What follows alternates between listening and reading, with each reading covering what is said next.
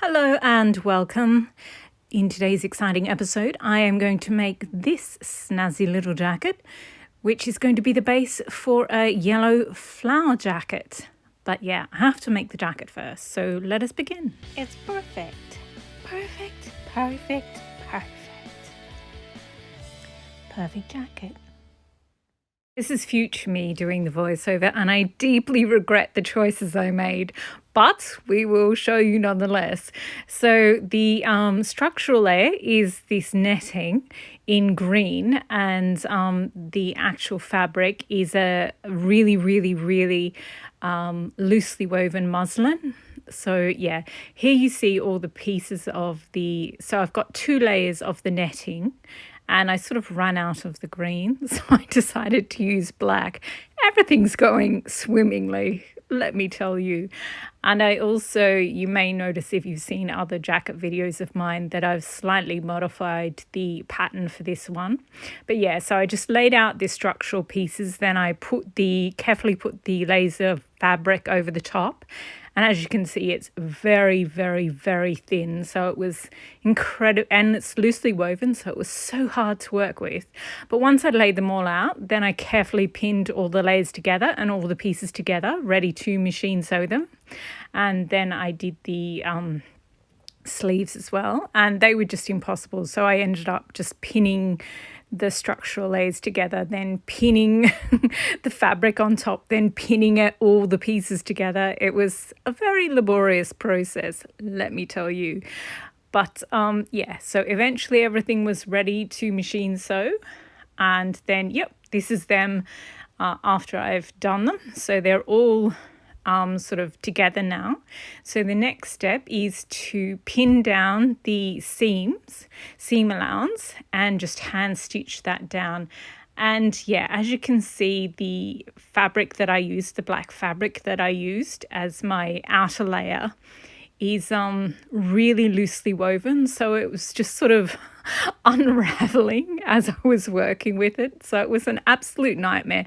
And usually when you work with tweed, it's got a sort of weight to it, so it's much easier to handle. It doesn't sort of, gravity is on your side. It sort of holds itself in place, whereas I was working with 2 layers of structural fabric, which are lightweight, and 1 layer of outer fabric, which is super, super lightweight. And yeah, it was just a nightmare because everything just sort of went where it wanted to go, not where it was supposed to go. But yeah, as you can see, it's done.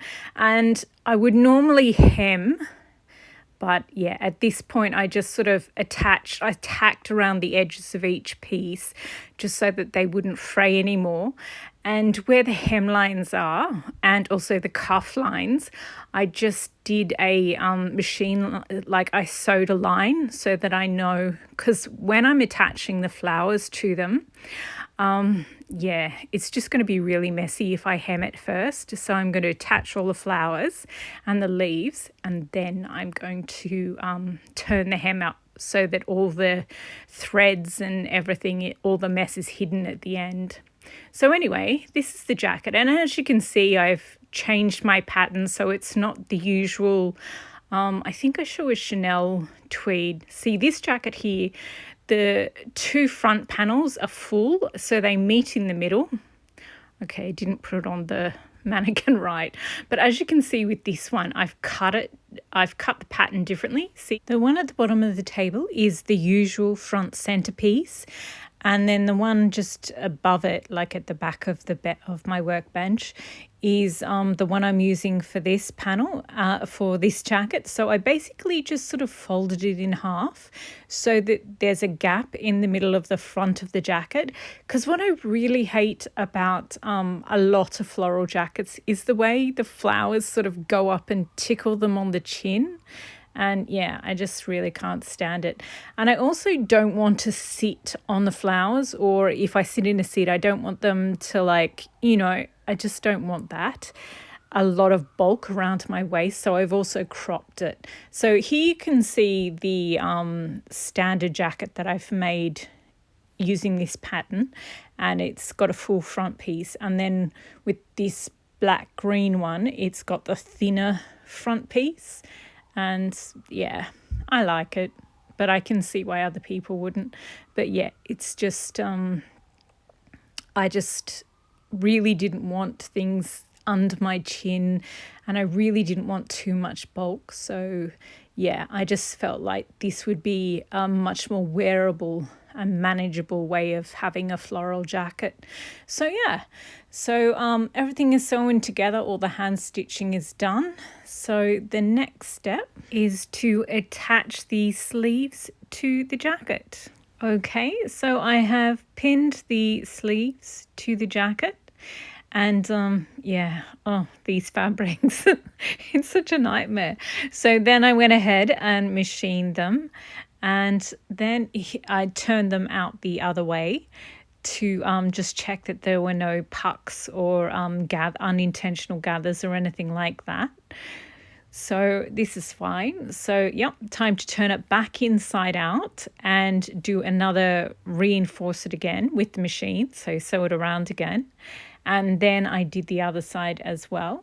The next step is to cut off the excess seam allowance, just so that you can actually, your arm can be free. So you cut the bottom half off, and then you also clip the curve. So just cut into that very, very carefully. And then the next step is to, oh, this is so cool. You can actually see what I'm talking about, because when I make my jackets, I always say I pin, and what I'm doing is stitching down the seam allowance on the inside, but I actually stitch it from the outside while holding it on the inside. And whenever I film this, me doing this with the tweed jackets, you of course cannot see it, but with all these see-through layers, you can actually see what the hell I'm talking about. So yeah, I think it looks, it obviously, you can see you can see where I've trimmed down the seam allowance. You can see where I haven't trimmed down the seam allowance. And I can see how some people would think that's horrible to look at. But I actually like this because you can see the mechanics of it. You can see everything. And yeah, I really love this. So anyway, I also get a lot of people asking me why, because if you've worked with netting before, you'll know that when you cut it with a sharp pair of scissors, it can actually be quite sharp at the edges.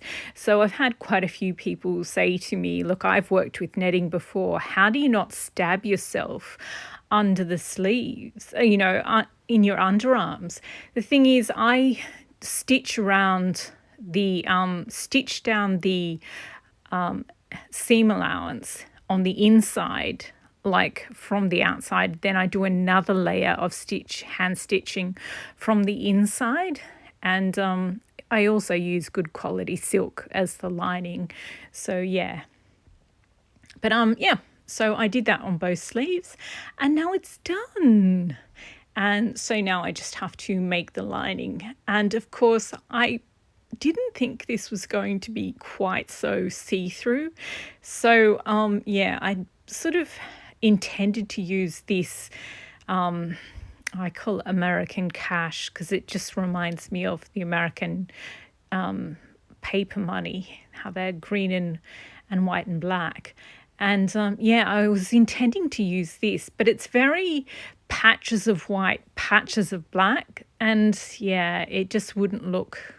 And you can't really, they're not big enough to do all black bits or all white bits. Each piece that I cut would have a little bit of each in there. So yeah, it wouldn't have looked right. So I got out all my silks, and I guess I'll use this zigzag one. If I had time and the willpower, I think I'd go out and buy a yard of green. But yeah, I'm kind of trying to use up all the fabric that I have here, so we'll just use the zigzag one. And yeah, so it's time to change out the needles and put the Microtex in, which is the it's just a much sharper sewing machine needle, and yeah, it just makes it easier to work with silk, because otherwise it just does not work if you use a regular universal needle. But yeah, this zigzag is not great on the eyes, let me tell you. So lining is done. time to get the jacket, lay it out on the bench with the edges clear, and then you carefully lay the lining over the top and pin it to it, then machine sew it and turn it in the correct way and check that everything looks right. And you should hand stitch down the seam allowance of the bit you've just sewn. Then turn it inside out again, and it is time to do the collar, which was an absolute nightmare with this one. Oh my gosh. And then once I'd done the collar, sewn the collar, I trimmed it down and turned it back in the correct way. And as you can see, the lining really is quite visible. The camera's not picking it up as much, I guess, but you can see it. But oh my gosh, it looks so pretty. I'm really glad that I used it. And yeah, so this is the finished jacket, and it is so grown up. I just love it. I'm really glad that I used this, went with this silhouette. Like, it's much more cropped, and like with the sort of the middle of the front missing. I really, and the extra long sleeves with the slit at the back of them. Yeah, I don't know, I just love this silhouette. I think it's really beautiful. And I kind of actually quite like that you can see the mechanics of the jacket too. It's like you can see exactly how handmade it is. And that back panel that's black instead of green. Oh my gosh, I'm such a mess. But I don't know, I kind of like it. It's going to be covered in flowers anyway, so it doesn't really matter. Flowers and greenery, rather. So, yeah. And there we go. That is my finished jacket. Now it's just waiting to have flowers and, beads sewn on it. I'm not sure about the beads. So these are the bead clusters, and I'm rather determined, extremely determined to use them up, and they do look fabulous with the flowers. But yeah, I don't know. They're just, obviously I've never seen a jacket with bead clusters and flowers on them, so I'm just sort of wondering about the rules, I guess, of floral jackets. Oh, and I realised that I didn't turn up the hem, because here I've left the hem down, so the actual jacket is going to be a little bit shorter. So here it is. It's not a huge difference, but the silhouette, it definitely looks more finished once it's folded up. Like, the silhouette looks correct, whereas when I've left it down, it sort of looks like it finishes wrongly. So yeah, it does. I feel like the silhouette's better once it's tucked in and the hem's at the correct length. So yes, I think we'll stop here. I'm sort of having second thoughts about the collar now. I really like it when the flowers sort of sit back and the collar sits back off the neck, so you can see how slim the neck is, because I am a regular person. I think only models can get away with that sort of ball of flowers look where it goes right up to their neck and it's sort of bulk, whereas this Couture Chanel one in the middle, the blue one, oh my gosh, it is just divine, and it looks perfect on anyone. So yeah, and these are so what I did is just looked at a bunch of like 200 different Armani jackets, Armani Privé. So the ones that they make for their private clients, the really high-end ones that are all handmade. And yeah, Armani jackets just have this beautiful clean silhouette, and yeah, these ones are just gorgeous. So I looked at them and I decided that this is the silhouette that I wanted for my first floral jacket. But yeah, now I'm sort of having second thoughts, and should I take maybe another inch or half an inch off the collar so that it sort of sits a little tiny bit further away from the neck?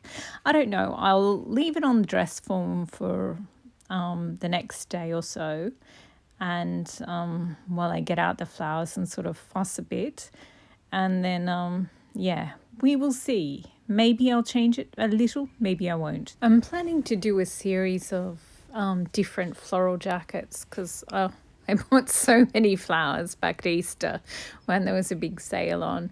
And yeah, so after the yellow one, I think I will do a Chanel inspired apricot one because Gabrielle Chanel was born in August.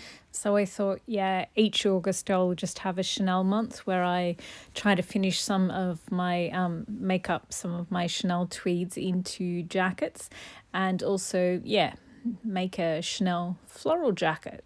And oh, I just love that apricot one so much. The lissage work in it is absolutely gorgeous. And then in September, I thought I would do a Dolce & Gabbana one inspired by this rose jacket, and I thought I would use up the red, hot pink and blue flowers in that one. And then October is Halloween, so I thought maybe a harvest one. And there's the Schiaparelli most recent collection. Obviously, I'm not going to do one of these jackets where, you know, the entire top. There, if you didn't see this collection, there were a lot of topless models in it. It was just such a train wreck. But the Lesage sunflowers are just some of the most magnificent embellishment, and these flowers are just magnificent. I don't like the way they've been arranged particularly. I think they could have done better with that, but the actual flowers are just they're so beautiful. Then in November, I was thinking of doing an Alexander McQueen one, inspired by Alexander McQueen, because I have all these lavender, sort of mauve and lavender flowers, and I wanted to do them on a beige jacket. And then, yeah, for Christmas, I thought I'd use up the white flowers and do something Christmassy for that. So, yeah, but back to this jacket. As I said, I think I'll just leave it on the sideboard for a minute or two while I sort out all the yellow flowers and put them in groups. And yeah, I still have to pull out all the yellow flowers from my monstrous vase of flowers that I'm sitting on the sideboard. So I'll do that. And God, I have to find my wire cutters. Yes, I'm very organised at the moment.